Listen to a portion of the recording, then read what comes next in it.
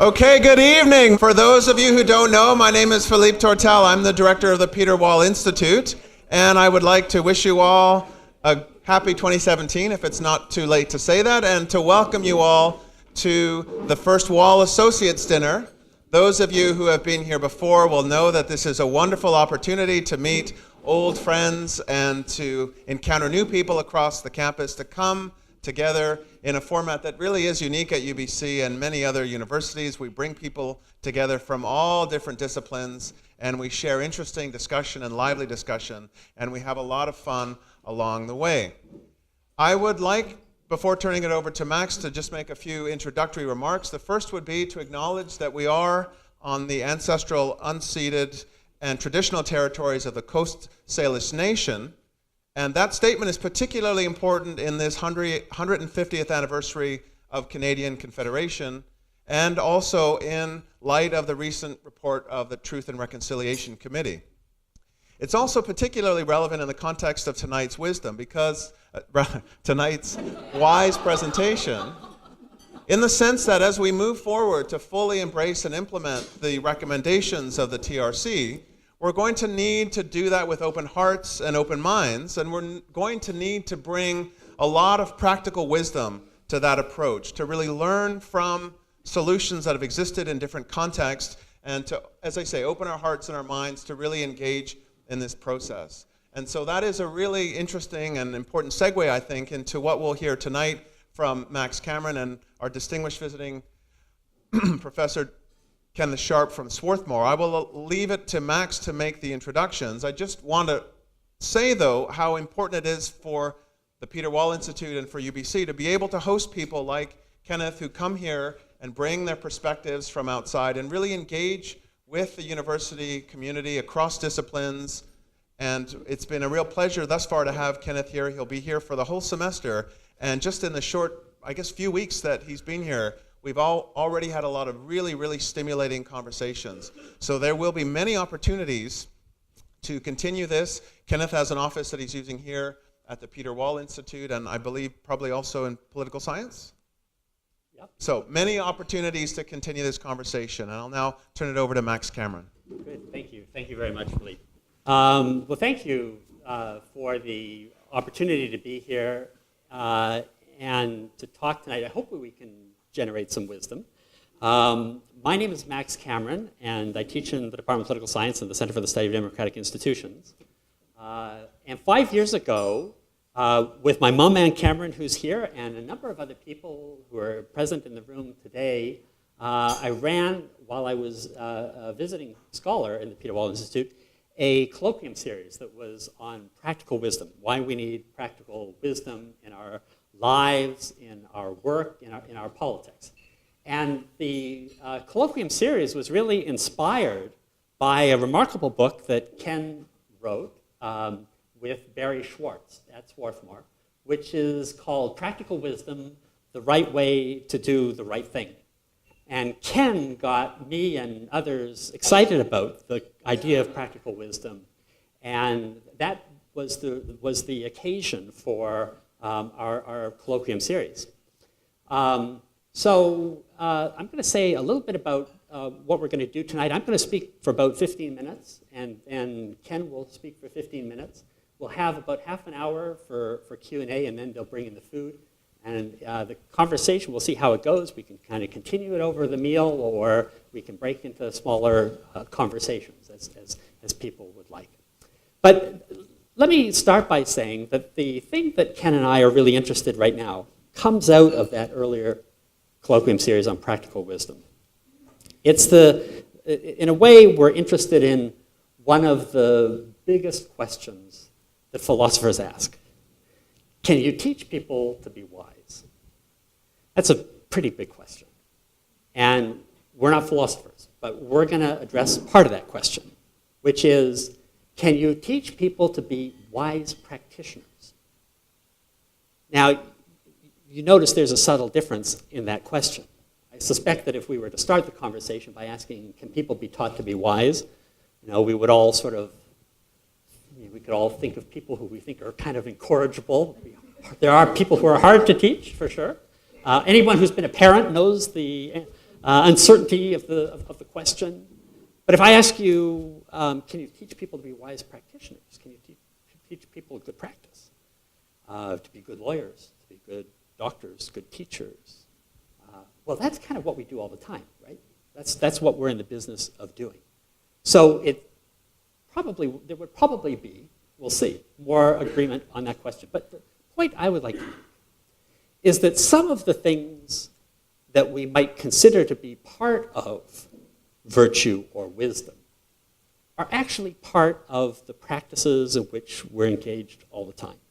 So that when we think about what it means to be an excellent business person, lawyer, teacher, or doctor or nurse, some of the qualities that are associated with those excellences are what we might refer to, in using the Aristotelian language, as moral and intellectual virtues.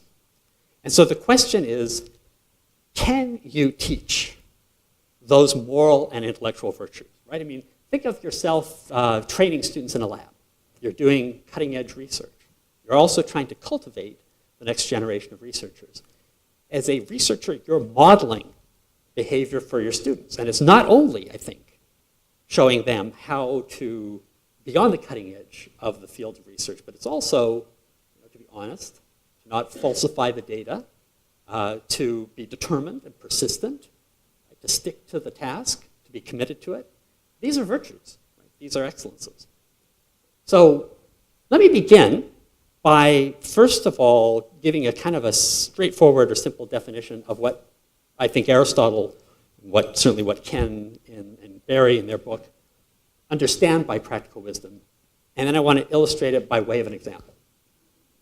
So the definition that Ken uses, and I think it's pretty much straight out of the ethics, is practical wisdom is the moral skill and will to know how to do the right thing in a particular situation, to do it in the right way, at the right time, and for the right reasons. Now, what does this mean?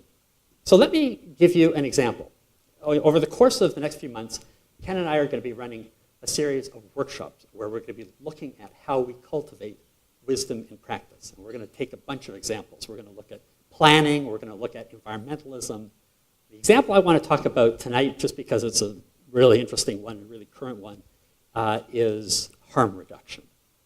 I want to talk about a remarkable institution that was created in the downtown east side called Insight. Ken and I had the opportunity to go down there on Monday and have a tour. We were shown around by Darwin Fisher, who manages the operation. So we went in first thing in the morning before it opened, and we met with Darwin, and we asked him to tell us about the work that he's doing. So Darwin explained so what this is a space for people who have problems with addiction, where they can go and they can take drugs in an environment in which there is supervision, and if there is a problem, they get immediate attention. There are also opportunities, if people wish to avail themselves of them, to go into detox. There's a second floor and a third floor where people can go through a program of detoxification. Or work, find other connections in the community, do other things and get involved. So Darwin explained, when somebody walks in the door at Insight, he doesn't stand behind a desk with computer screens in front of him and wait for them to line up and then ask them a bunch of information about their health cards and so forth. He comes around the desk and he'll walk over to the new person and he'll say, "Hi, I'm Darwin. I'm Jane. How are you doing, Jane?" "Not so well." He starts a conversation. He develops a relationship. And that relationship is absolutely crucial, because you're not going to get someone who's addicted and living rough into Insight unless they feel a certain level of comfort, unless they feel that they're welcome. So he might say, well, he said there's a lot of people call themselves names like Crazy Charlie. He might say, well, so Crazy Charlie, we've got actually 3 people called Crazy Charlie. So just for the records, could you give me your birth date? And they might take the birth date, but they'll explain that they're not going to do anything with that. It doesn't go to any other place. So then Crazy Charlie or Jane or whoever can come in and go into the next room. It's a room that's actually designed to look like a hair salon. It doesn't look like a clinic. It's a nice environment. There are mirrors everywhere. And people can then sit down, settle their stuff, and they can shoot up in relative safety. It's not a safe injection site because there's no such thing as safe injection, particularly of the kind of drugs that are out there now. So the first thing is the importance of those personal relationships. That's how you bring people in. Now, last year there were 914 deaths due to overdoses in the province of British Columbia. This is an astonishing figure. And so naturally there's enormous pressure on Insight to move people through the system more quickly. So they're talking about insisting that people only stay for half an hour so that others can use the service. And you can see the logic of that, but the danger is that you weaken the relationships that are critical, the opportunity, because what Darwin is he's not going to look at you and say, that's a nasty sore on your arm, you need to get that attended to. He's going to wait for these people to become comfortable enough to approach Insight and ask for help. So first point, relationships, crucial importance of those. Second point, stories. When I talked to Liz Evans, who was a psychiatric nurse working in VGH in the early 1990s, she told me that the thing that she found impossible about working as a nurse in that context was people come in from off the streets and they're put in a box. They're treated as symptoms. And then those symptoms are addressed and they're released back into the population. She said, nobody sits down with them and says, what's your story? Tell me a bit about yourself, what's going on? And she spent a lot of time talking to people. She said she found out that they were dealing with real pain. Many of them were homeless, they were poor, they were victims of abuse. And she found that when she talked about this with the other staff in the hospital, they were like, why are you wasting your time spending so much time on a single patient? We need to get them through the system. So she said, this is a system that's not designed for these kinds of people. So she helped to start Insight, which would be a space where people could come off the street, people who have fallen off the grid, and where they would be heard and seen, and where their stories would matter. Now, one of the critical ideas that you find in the literature on virtue ethics, the sort of Aristotelian approach, is there's a phrase that's often used, and that is the primacy of the particular. And that's critical when we think about these kinds of stories. So let me give you two stories about addiction, just to highlight this difference. So among us, there must be people who are chronic pain sufferers. Any one of us could go to the doctor and say, I have a problem with chronic pain, not sleeping, can't work, my relationships are fraying, I need something. So the doctor prescribes OxyContin. We now have a debate. Is there too much of this being prescribed or too little? That's a classic practical wisdom question. How much do you take? You need enough to manage the pain, but you don't want to become addicted. So we've got policies that are about limiting what doctors can prescribe. That's one problem. But contrast that problem with what we're seeing in the downtown east side, where you've got people who are addicted, right, who are scoring drugs on the streets, going into back alleys, and there's somebody else, a friend maybe, shooting up. Can I borrow your needle? And so they take a needle that somebody else has just used. Now they fill it with their whatever they bought, and it's probably got fentanyl in it or heroin, and they need to mix it with something. So what do they use? They go down to the puddled water. And they absorb the puddled water, the urine and the feces and the garbage that's in the puddled water. And they heat it, and then they inject it. Now, that's a very different kind of problem, right?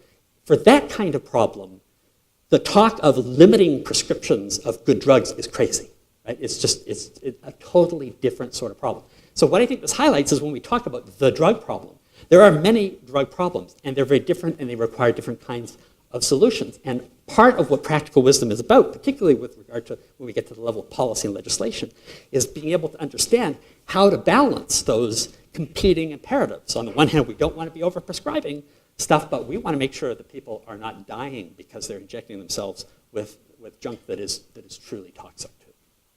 The last point I want to talk about before turning it back to Ken concerns the idea of reflective practice, of continuously learning from what we're doing and improving on it. And that's what really practical wisdom, Aristotle talks about this in terms of avoiding excess and deficiency. For any issue we might face, we need to find the right balance. I just used the example of taking painkillers as one of them. And so looking at what has worked and what hasn't worked is crucial, right? So practical wisdom is the kind of knowledge you gain from experience. You gain it through learning by doing. You don't learn it from a textbook. You don't get it from science. It concerns particulars, and it occurs in the context of a meaning that you give to your actions. Practical wisdom, in some ways, Aristotle says, every activity aims at some good. And so as we, as agents, engage with the world, we are already always using our practical wisdom. And what we see with insight, I think, is this remarkable convergence of two things: the agency of the addicts, who know what they want to a substantial degree. And I said to Darwin at one point, I said, what you're telling me about how you run this place makes a lot of sense, but I would never have known it. How did you figure this out? And his answer was, $10 will get you a couple of cups of coffee, and you sit down with an addict and they will tell you, right? So it's the agency of the addicts, who are increasingly, by the way, organized and even politicized. And then it's all of the professionals, the nurses, the nurses, the activists, the lawyers, the mayors, the coroners, the council members, who have come together to create this solution. And it's a small thing, but it's, I think, a remarkable example of what designing for wisdom means, about how we create institutions that cultivate agency, that empower people, and how the process of doing that is inevitably a reflective process that involves kind of learning by doing. I think I've probably used up I've used up my 15 minutes, so I'll turn it over to Ken, who's now going to speak to you about taking this out of the context of insight and into the context of medical education. So this idea of designing for wisdom is a way Max and I have come up with, moving from the Practical Wisdom Seminars Symposium of a few years ago to where we are today. A lot of those symposiums were trying to establish what practical wisdom is, how it is that we all need it or exercise it in our professional lives, but also as friends and as parents and as colleagues, and also looking at some of the forces in our society that actually undermine it or corrode it, particularly the way overregulation, rules, requirements on the one hand, and external incentives, particularly market incentives, that try to get people to do the right things for the wrong reasons, actually corrode the judgment of people as people start working to rule. The classic example that all of you know about are the impact of educational policies that get elementary and high school teachers to teach to test, right? They get scripted curriculum in order to improve education, and not only end up giving bad education in many cases, but actually squeeze the actual practices out of teachers, which teach teachers how to teach because they're following scripted curricula. That would be kind of an example of a corrosive force. And there's a whole riff we could do also on the way in which incentives often have exactly that effect. So, but what we're doing now is we're moving beyond that, and we're trying to think through what are some positive cases that we can learn from about people who have done a redesign of institutions to actually encourage the judgment and character that practitioners need to practice well. And that's what large part of what the symposium that we're going to organize this term will be about. And I'm just going to give you one instance, which is in a more standard institutional setting than Insight. This is an example at the University of Virginia, in the medical school there. And there's a doctor there, Margaret Plouffe-Augain, who was very much disturbed by what she and other doctors saw was happening to medical students in their first few years. The students would come in committed to caring and compassion, wanting to help others.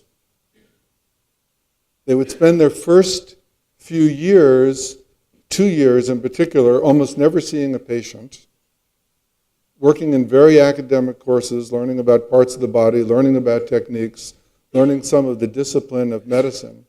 And what would happen near the end of those 2 years, you began to see glimmers of a decline by the students' own description of themselves in things like empathy and compassion. At the end of the 3rd year, there's 4 or 5 large-scale studies that have been measuring this. The students themselves report a dramatic decline in the empathy they feel for patients. And that continues in the 4th year. The rate of decline levels off, but it then keeps fairly steady through the rest of their medical training. Now, what happens in the 3rd year is interesting. It's the first time that students actually see patients. That's why they wanted to be doctors. So there was a puzzle for a lot of the people in medical education. Why this decline? Why in the 3rd year? And in particular, what could be done about it? I won't fill in all the detail there because I want to talk about the institutional redesign at UVA. There's dozens of small examples of things like this happening at medical schools. I just picked this one. So what Peggy did is she organized 2 seminars amongst students starting in their 1st year through their 4th year. They meet once a month. It's part of a so-called on-doctoring course, and she called it the Phronesis Project, phronesis being the Greek word for practical wisdom. And what Peggy wanted to do was to work with the students to end that kind of corrosive experience and give them a very different kind of experience. And at the heart of that pilot project, one of the things that was at the heart of that was establishing a set of long-term, ongoing relationships between the faculty and the students. She and her staff would mentor those same students in this 12-person group for all 4 years that they traveled through medical school. The group themselves would have a continuity of relationships, and each of the students, from the day they arrived in medical school, were assigned 2 patients that they would follow for all 4 years of their medical school. A second element, which I'll talk more about in a second, was to encourage reflective practice, so that in addition to the hands-on experience, they had a built-in way for the students to think about, talk about, and reflect on what was working and wasn't working. And there are a few other elements that I'll talk about, but let me do it more concretely. So in the 1st year, in the 1st week that they're in medical school, the students begin to do house calls on patients with senior doctors. All right? They're accompanied by a physician mentor. They get to know the patients. Their responsibility is to write a narrative history to tell the story of that patient, which, unlike the usual medical history, which focuses on the patient's illness, the narrative history is focused on the patient's story in the same way that Max was talking about at Insight. Their first introduction to the patient is therefore as a person rather than as an illness, and it gives the students a context in which to develop an empathic and compassionate relationship to that patient. At the same time they're doing that in the seminar once a month, it's kind of almost like a lab, the students are actually learning techniques and skills of mindfulness, of meditation, and of also practicing compassion towards each other. Then in the 2nd year, as students' medical knowledge and clinical skills begin to develop, they take a slightly more clinical role with the patients. They're given specific tasks which include helping patients both adhere to and understand their treatment plans.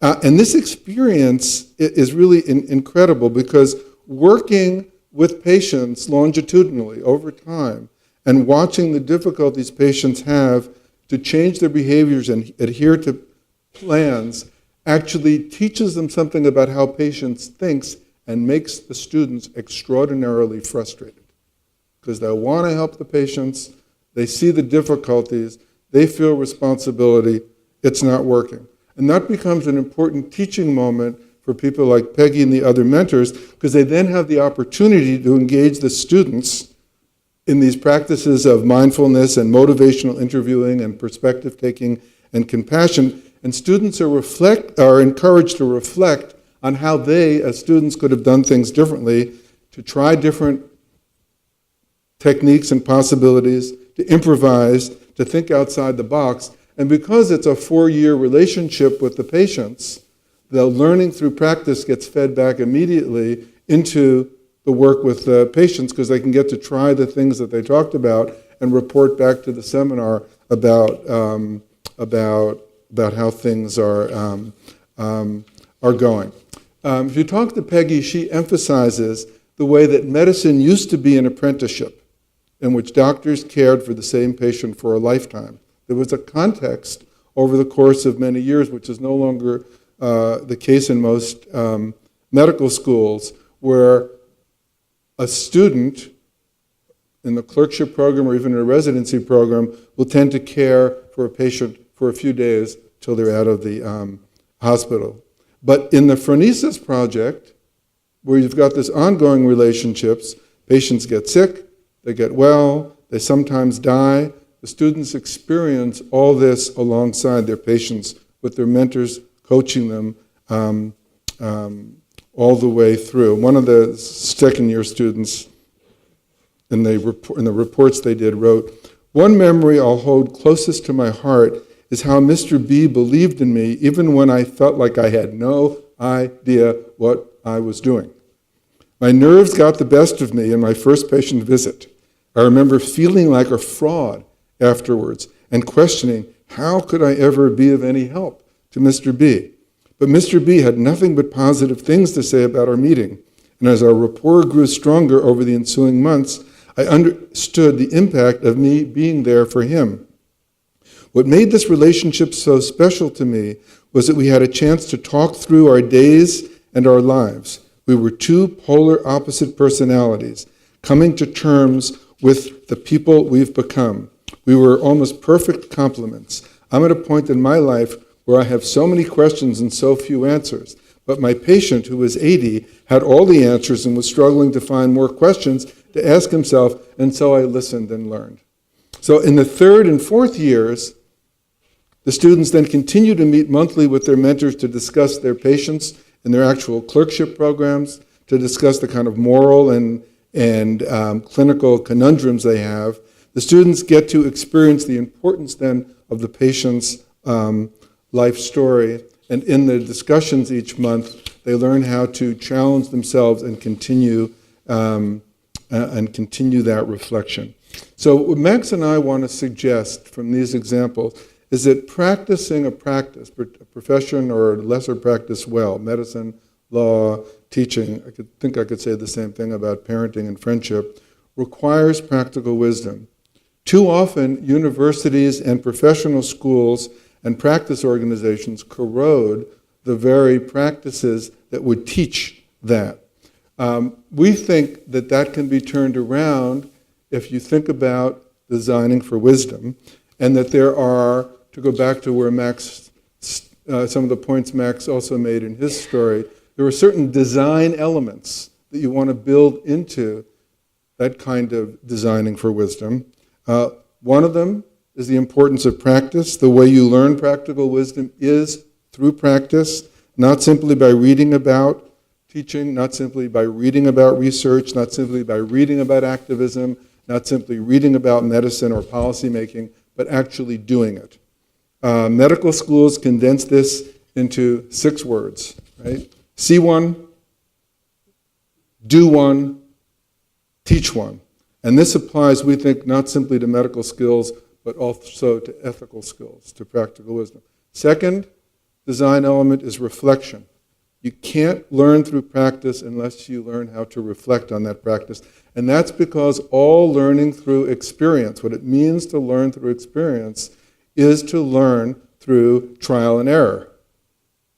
And if you're learning through trial and error, that also means that you're going to have to learn through failure. So you're going to have to learn how to reflect on what went well and what went badly. And that reflection, we would argue, happens best not simply at an individual level, but if it happens inside a community of practice with good mentors and coaches and models. That leads to the third point, which is the point Max was making earlier about relationships. This community of practice only works if you can design for good relationships.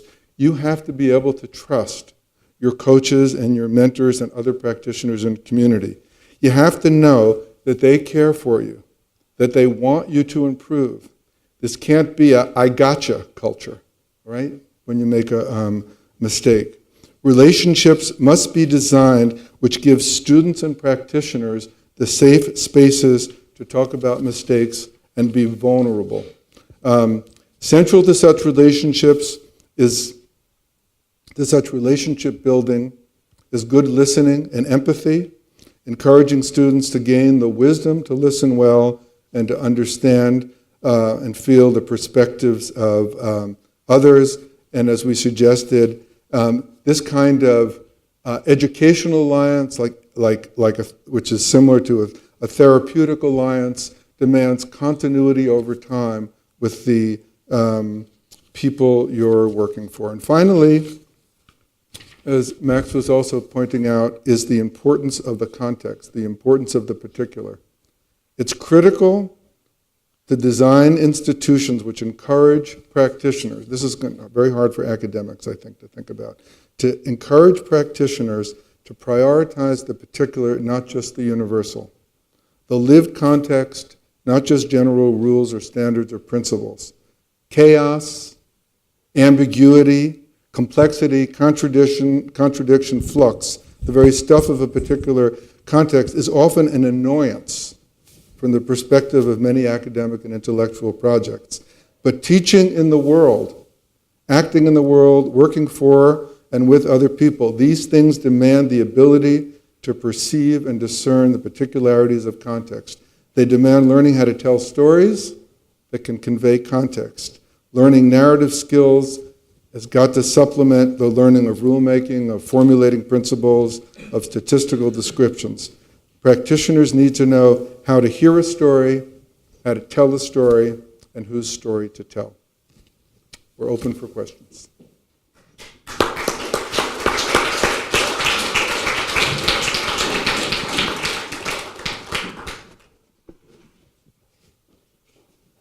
Well, I think that all the things you said about being wise and doing, nobody can disagree. I think maybe I don't know enough people, but I think most people intuitively will agree with you.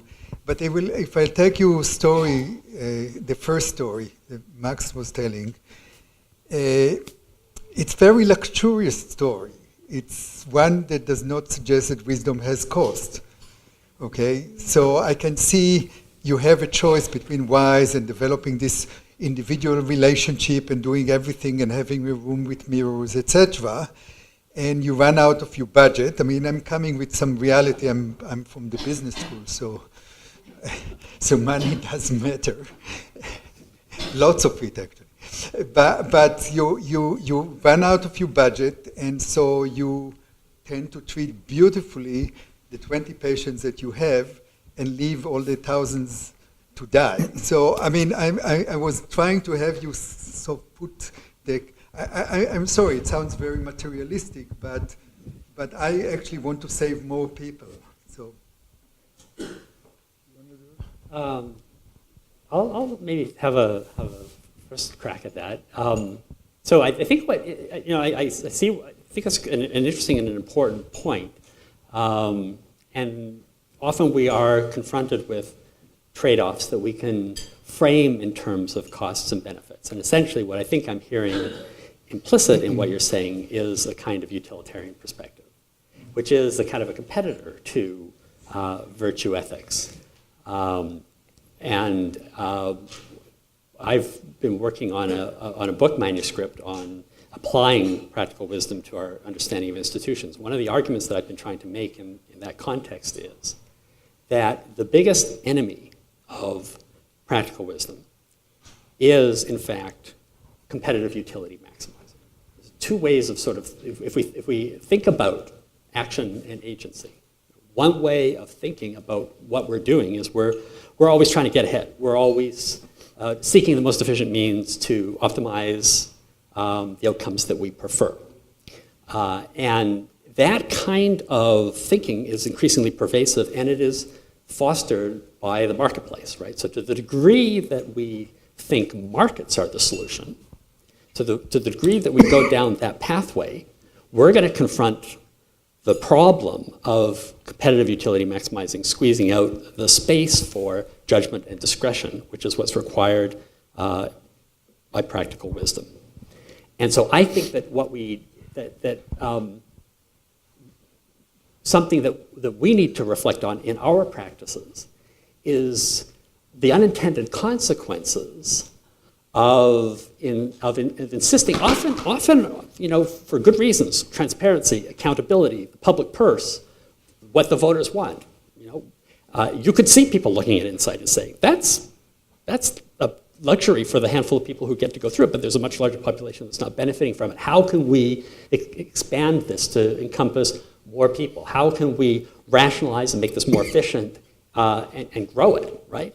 And I'm all for putting more resources into that. But what I was trying to get at with this, what I think is almost a Sophie's choice kind of trade-off, is when you take an institution like Insight, and you say, okay, you've only got half an hour, you're in and you're out. What you're going to lose is all of the opportunities when somebody is finally feeling well, and they're looking at the mirror, and they're putting on some makeup, or they're combing their hair, and they're starting to think about, okay, what's next? The opportunity there for intervention, to bring people into detox, to offer them a job, to help them with whatever projects that they present. You're not going to get that if we create institutions based on the assumption that it's right to assume that most of the time what we're doing is we're maximizing our utility. There's a parallel way to come at that, which I think I know that you probably think about a lot at the business school. If you do the move of reframing the problem slightly, it is likely to turn out that the health impact is far greater and the cost far less for taking a public health approach to a problem like this. To take a particular example, when the nurse in Insight notices that there's a rash, soft tissue infection growing, they can help the patient deal with it like that. If it goes untreated, the arm and the whole upper body is going to swell. That patient is going to be picked up on the street by an ambulance. They're going to be taken to an ER.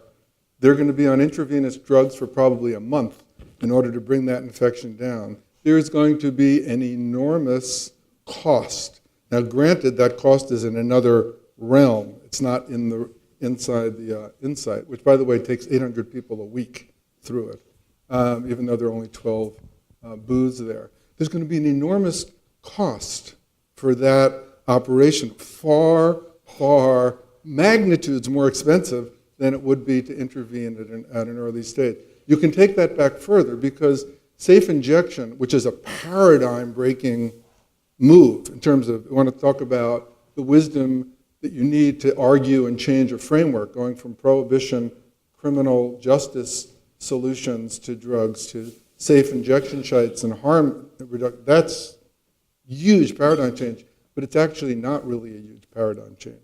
The huge paradigm change would be to go back to a system in the early 1900s, and a system which some Europeans have, which is to actually be able to prescribe opioids to people so that they do not have to spend their days in poverty and crime, not being able to get any training, not being able to hold a job, right? Buying the drugs illegally on the streets, filled with the fentanyl and other contaminants. All the safe injection site does is when they take them, it helps them at that moment not to pay the consequences. But you could, with a public health strategy, remove the much deeper causes of many of those drug problems And there's good evidence that those people could be taking low doses of opioids and functioning totally normally and having jobs. And if you think about the cost savings of that in jails, in police, in hospitals, all right, it's mind-boggling. So it's not clear that these things are kind of simply idealistic, right, and not economically feasible. Yes. So context is I'm in forestry, I'm an economist, and Elon is also a mentor, so which means I can basically point this over to you, Elon, if I don't want to take responsibility for it. But what I was struck by here were two things, one of which was the thing that we do as academics, which is putting a lot of assumptions and framing of what Elon said that he was speaking about markets. You know, really what we think about is the reason we have rules is not markets, that's one expression of it, but it's ways of dealing with the complexity of humans and interactions and trying to do things in ways that we feel deal with scarcity, whether it's time, resources, or information.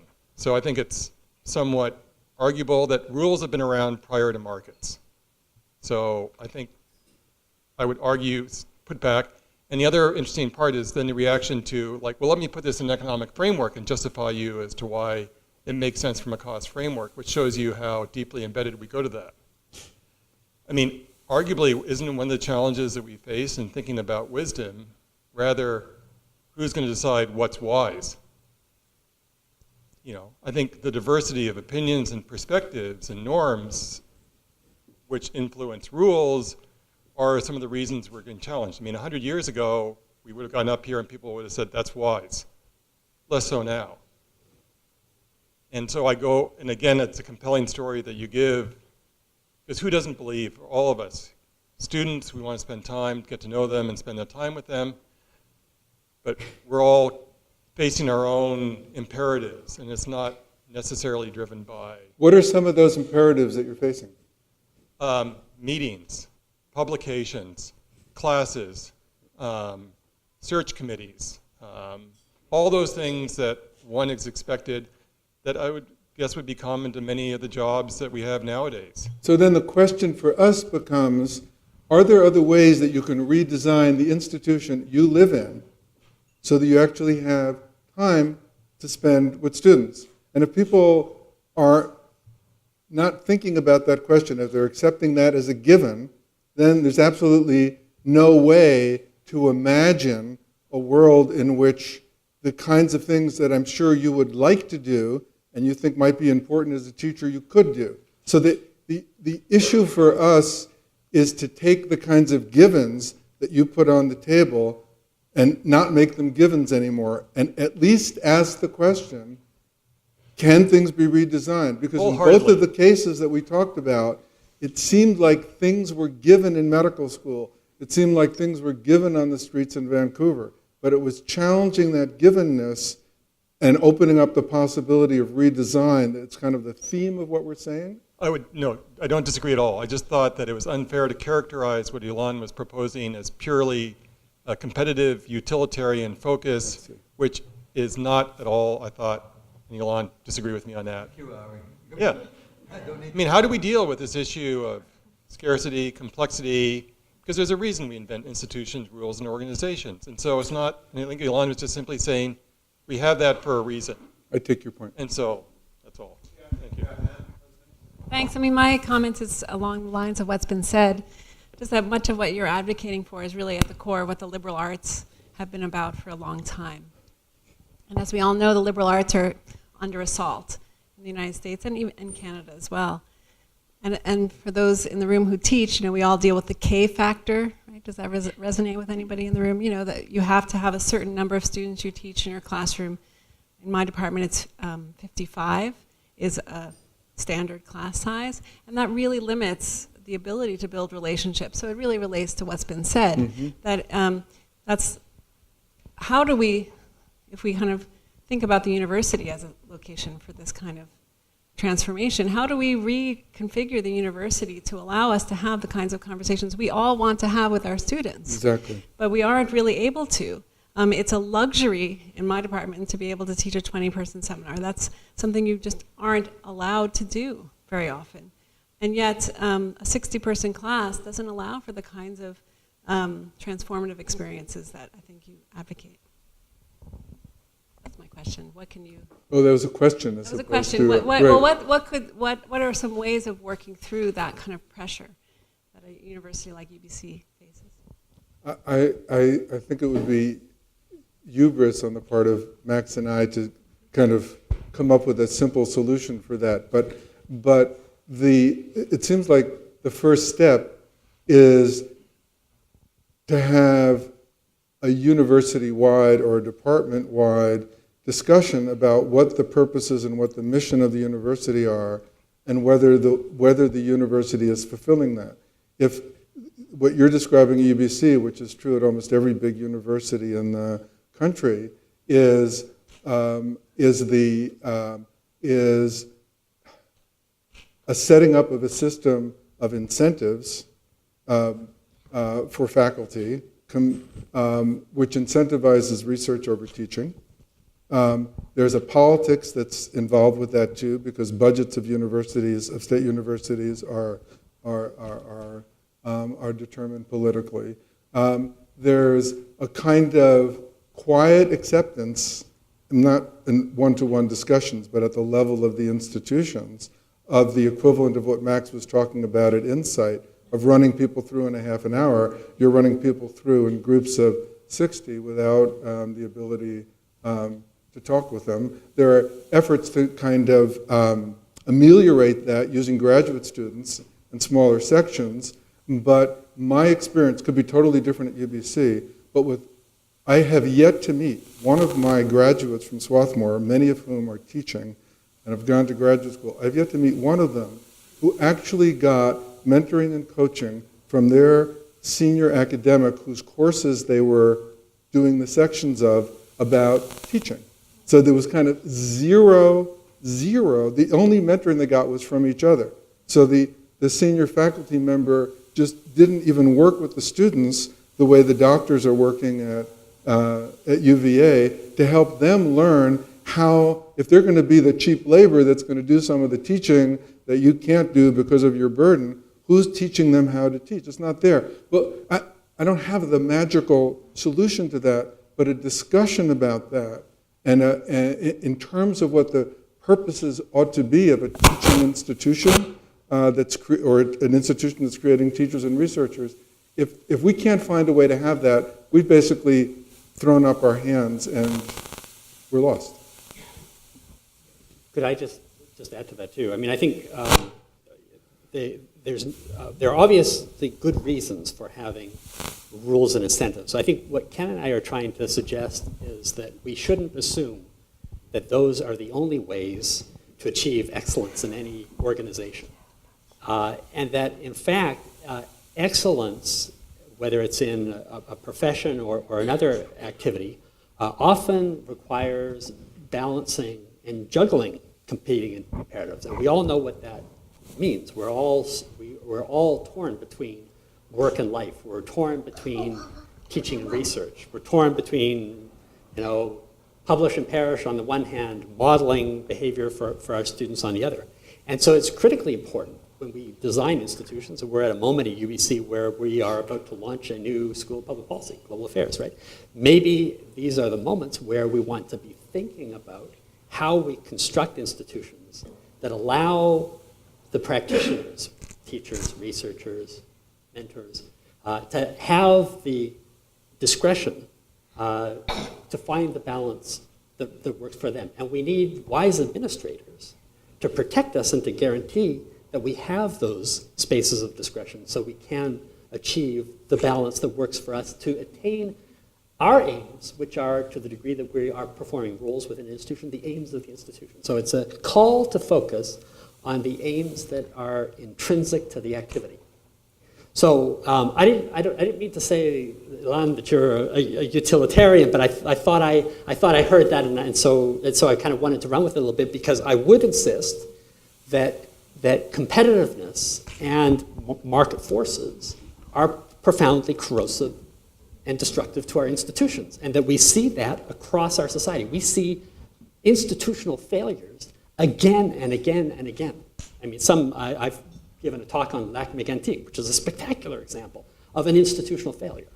And when you look at how our institutions often underperform, often at the root of it is enormous pressure, which comes both from public and private realms, to squeeze more productivity out of our institutions by imposing more and more rules while cutting and eliminating the resources that we need to perform those practices well. So that's what we're sort of attempting to provide, a kind of a language that allows us to push back against those forces with.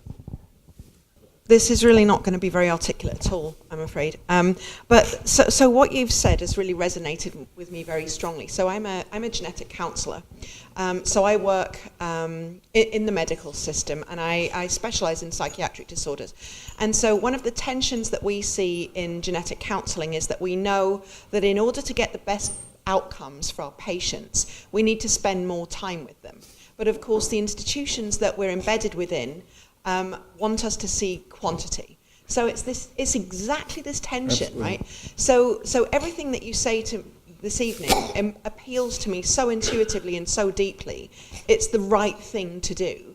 And yet all of the institutions and structures that I work within don't value doing the right thing for the right reason.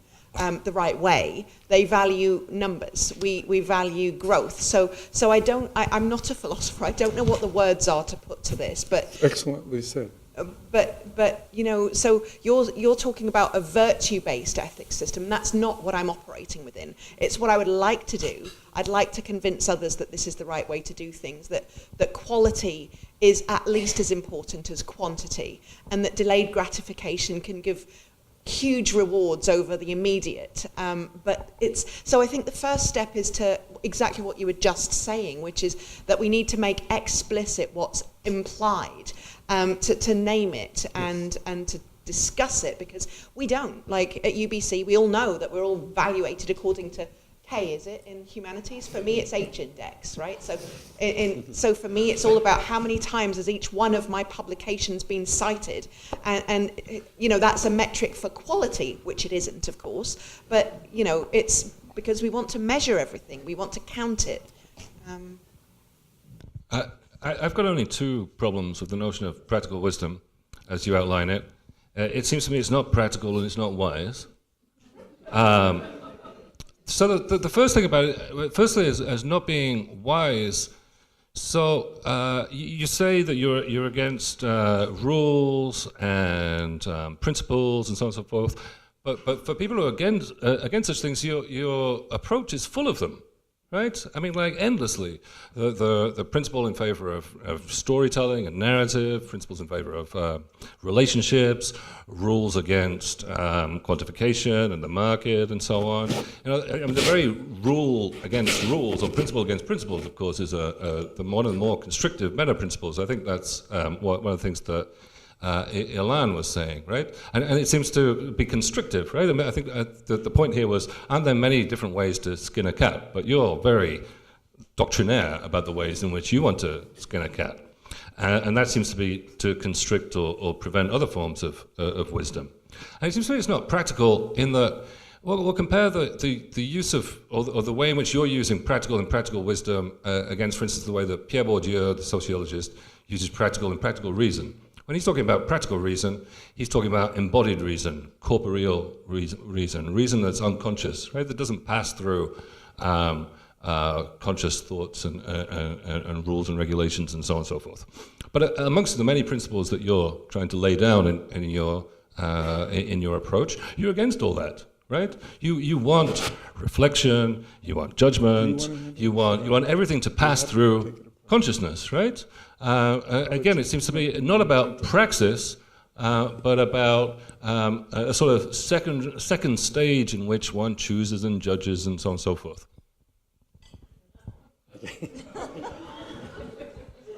But those are my only two issues that I have with this approach. No, let's both of this, because I'd like to hear what you have to say as well. But I'll no, I mean, so what is first of all, we're not opposed to rules, right? We wouldn't say get rid of all rules, rules are always bad. But what we do argue is that rules are insufficient, that rules don't apply themselves. And to know how to apply a rule, when to apply a rule, and when not to. When sometimes you have to bend the rules or find a way around the rules. That's the essence of practical wisdom. I think rules come as we try to articulate the principles that we think are right for a given course of action. So I think of laws as codifications of reasons for action. And they sanction or penalize you for violating. There's nothing wrong with rules, but it would be wrong to assume that rules are sufficient. Our view is that the proper use of rules requires character and judgment. And in the exercise of that judgment, we need to do two things. We need to listen to our feelings. We need to listen to what feels right, because that often tells us, and I think that happens at the embodied level. I think we get, when we do something wrong, we feel it in an embodied way. And our capacity for empathy is very much one that involves not only perspective taking, but also feeling what the other person is feeling and understanding through narrating what they're going through. And that is critical. So we need both reason, and reason involves principles, and we have nothing against principles. Principles like Aristotle's golden mean.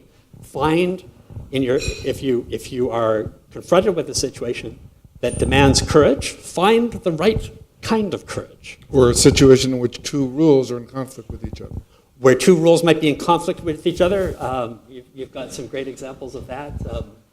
Or two principles, honesty and kindness. Right. Right? Two principles. You go knock on the door of your friend, pick her up for a date. This exercise comes after my students have told me both that the two most important virtues or principles for friendship are honesty and kindness. Okay? So you knock on the door.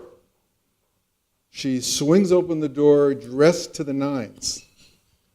You're about to go to a party, and she says, "How do I look?" And you actually think she doesn't look so good. Honesty, kindness, a balance, how honest to be, how kind to be. Is this going to be context specific? Does it depend on the kind of day she had, how long you know her, what kind of party you're going to, where you want the relationship to go? It's two really good principles, and it's true that friendship depends on honesty and kindness. But those always have to be balanced. You always have to know how and when to use them. Doctors often use the Emily Dickinson poem called "Tell the Truth, but Tell It Slant." Tell the truth, but tell it slant. How much do you tell to a patient? When do you tell it to them? In what tone of voice do you tell it to them? And how does that change as the patient progresses in the kind of illness they have? You've got a principle. You may even have a rule of tell the truth. But there is no principle and there's no rule that isn't in conflict with another principle or rule or doesn't demand interpretation of it. We live in a society of law. That society would not work without the rule of law. So why do we need judges to exercise judgment? Because it wouldn't work if you didn't have the judgment together with the rules, right? So that's the kind of position. I'm using other ways to get at John's question, but that's the way that we're thinking about rules and judgment. I think we've got time maybe for one more question. And just before we do that, let me add one additional thought, and that is on incentives. In many respects, I think incentives are worse than rules. As bad as rules can be and as oppressive as they can be, incentives are internalized. So you talk about the H index.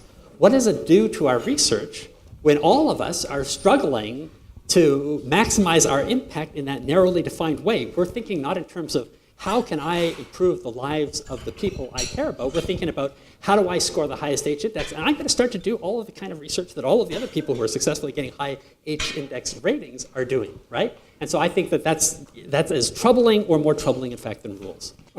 This raises an issue. I don't know how much we want to get into it, but it's an issue that's raised by many psychologists today about, and philosophers about, the difference between intuitive thinking and conscious thinking.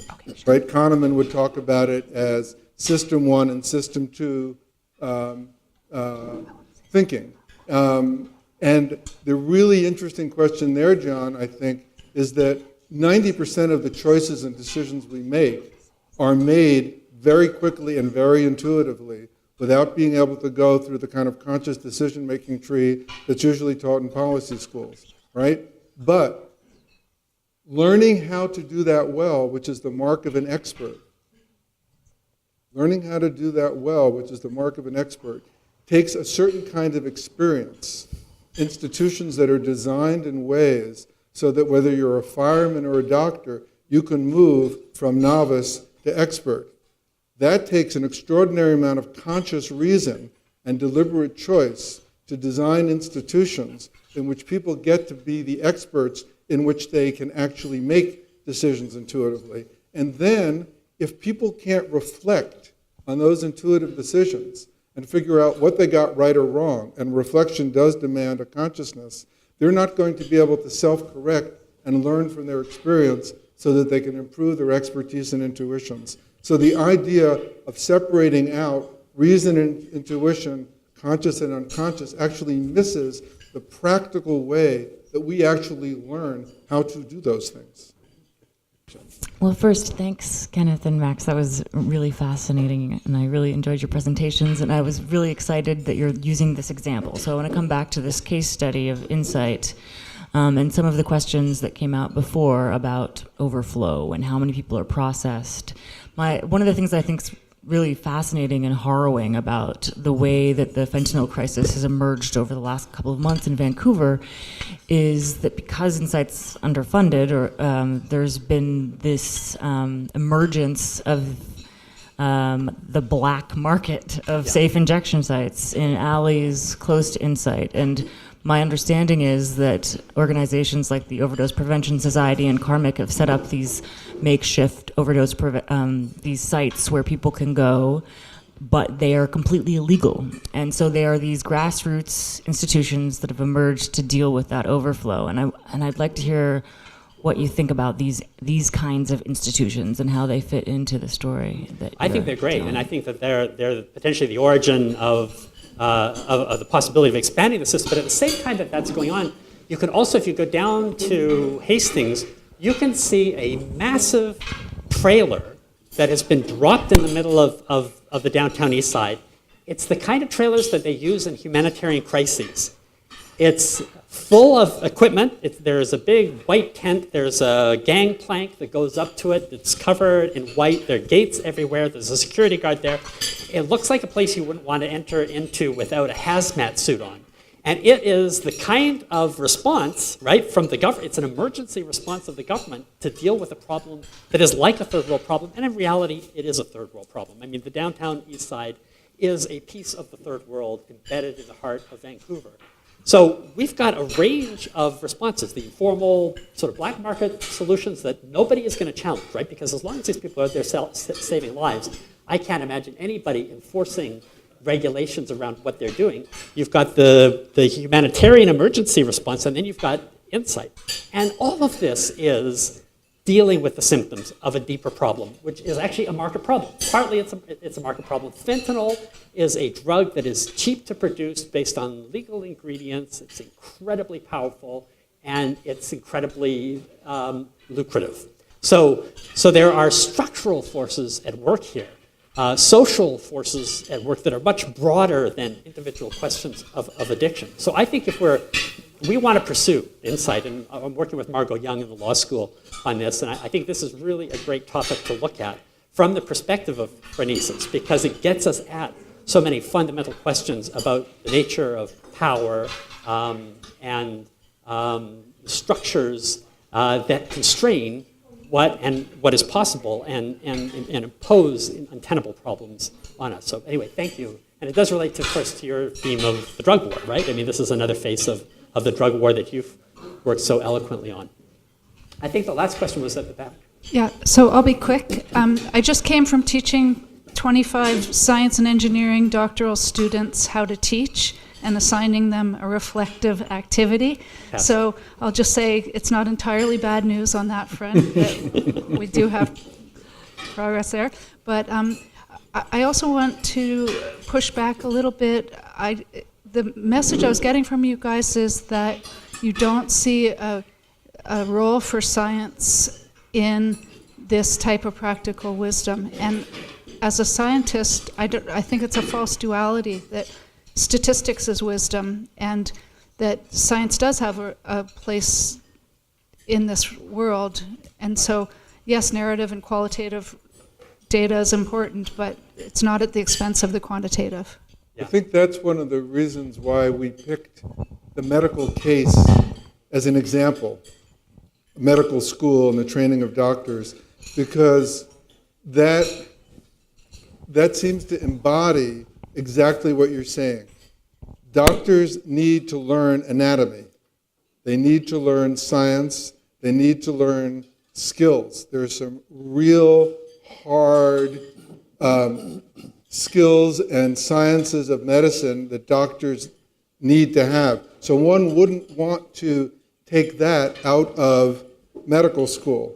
The question is, if you're going to use that science and use those skills and interpret the statistics and actually connect them with the public health crisis we're talking about or with particular patients, this is going to demand a different kind of education and training. So the trick in medical school, and in the example of the Phronesis project at the University of Virginia, isn't the elimination of statistics and science and medicine any more than it's the elimination, a la John, of rules, right, and practices, rules of that kind of organizations. But it's understanding what else is needed, and also how you can tame and set those rules and incentives so they don't squeeze out the other things that are needed. So in some sense, the kind of stateswoman or statesperson that did the institutional design,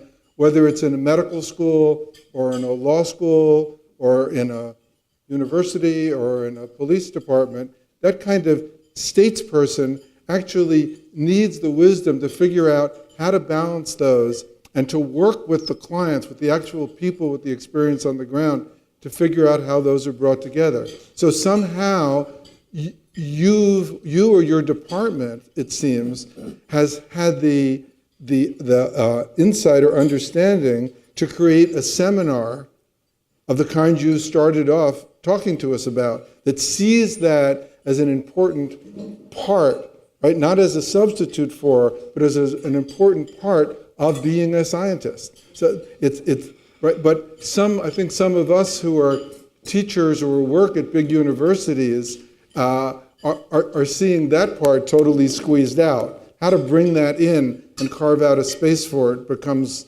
the issue, so that we could do what you just came from doing. If I could just add to that, Aristotle was a philosopher and a scientist at a time in which those two things were in no way in tension. And were Aristotle alive today, he would be enormously appreciative of what modern science does. He would be stunned by it. I'm absolutely sure of that. So what's the relationship between science and practical wisdom?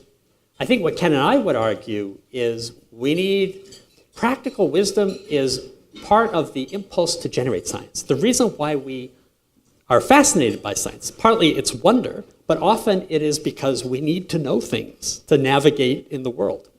And so the decisions we make about what kind of science we're going to pursue, what are the questions that are worth asking? What are the problems worth addressing? Those are questions of practical wisdom, or they're questions that require us to think in terms of the value of the activity that we're undertaking.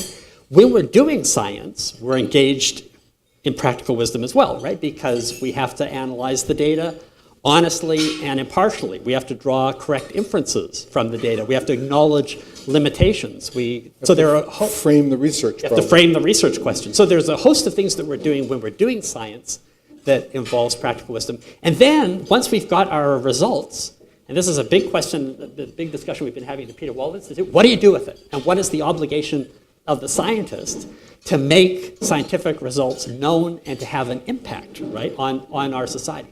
That too is a question of practical wisdom. I'm a political scientist.